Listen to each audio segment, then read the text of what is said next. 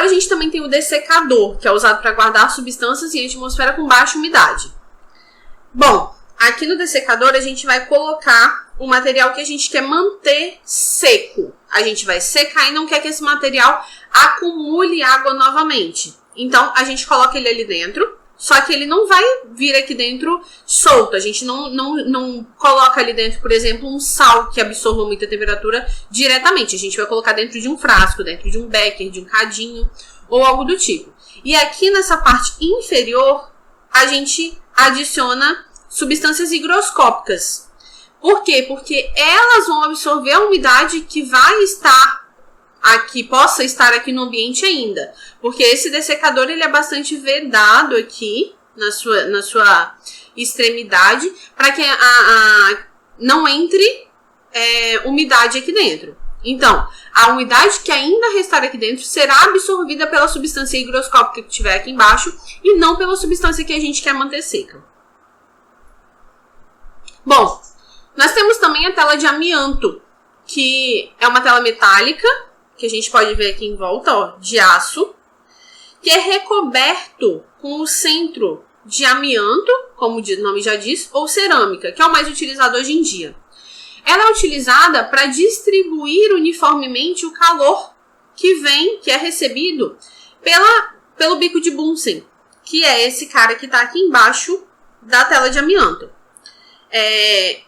Além disso, o que suporta essa tela de amianto é esse cara aqui, ó, o tripé.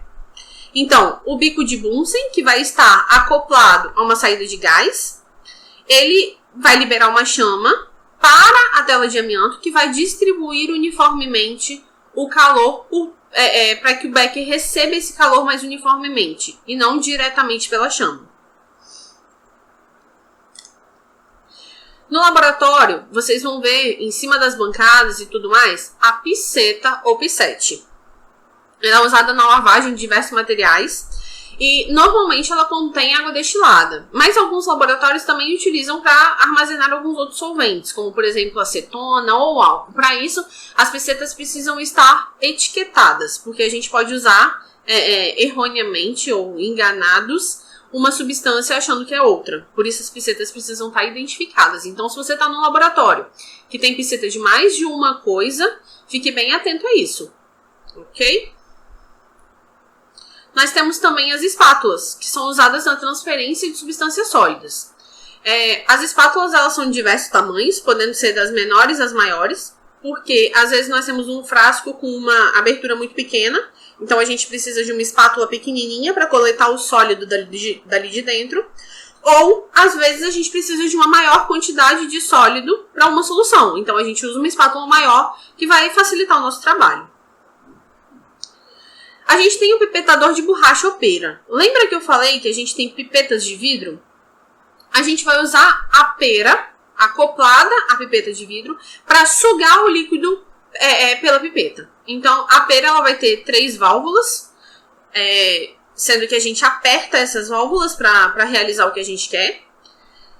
Onde a válvula A expira o ar, a válvula S succiona e a válvula E expira o líquido, tá? A pera, ela é melhor entendível pessoalmente, com ela em mãos. Então, na hora que nós tivermos oportunidade, a gente vai entender como manuseá-la. Bom, a gente tem também no laboratório o suporte universal e as garras metálicas, porque nós temos mais de um modelo de garra metálica. Ele é utilizado, o suporte universal, para dar sustentação aos materiais de laboratório. Então, as garras ficam presas ao suporte. Cada garra vai ter a sua aplicação. Então, nós temos garras para funil, a gente tem garra para bureta, a gente tem garra para balão, a gente tem diversos tipos de garra, ok? Como eu disse, a gente tem a garra do tipo para funil, podendo ser ele o de separação ou o funil comum. Ele é um anel ou uma argola e ele é usado preso à haste do suporte universal.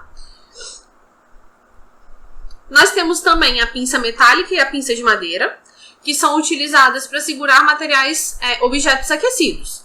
Só que a pinça metálica, ela vai ter uma abertura maior. Tá vendo que ela parece uma tesoura grande, mas não cortando nada?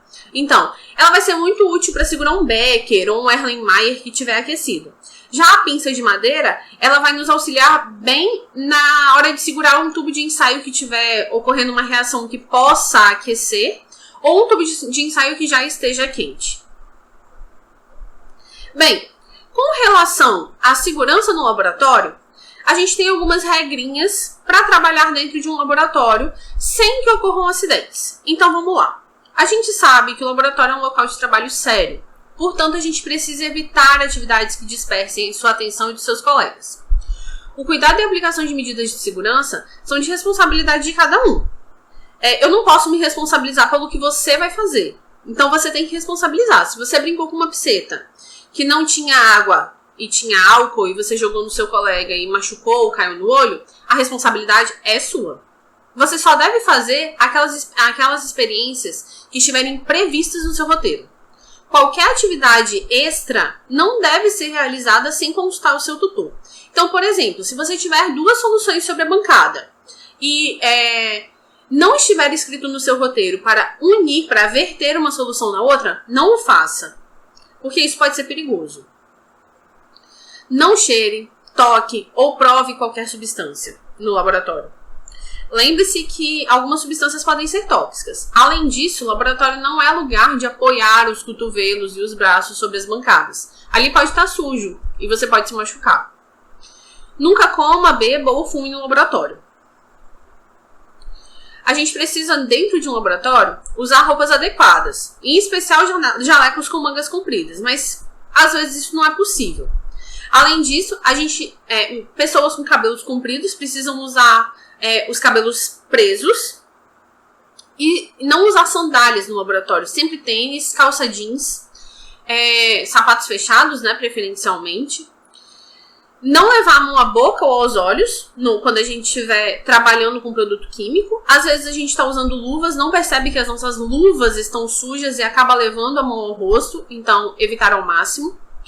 Nunca acender um bico de Bunsen, no caso um bico de gás, quando alguém estiver usando algum solvente orgânico. Esse solvente pode ser volátil e inflamar no laboratório.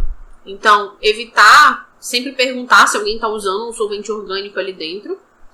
Nunca deixar o bico de Bunsen aceso quando não estiver usando. Não tem necessidade. Em casa a gente também não faz isso. A gente não liga o fogão e deixa ele lá aceso sem utilização. Então, isso também não deve ser feito no laboratório.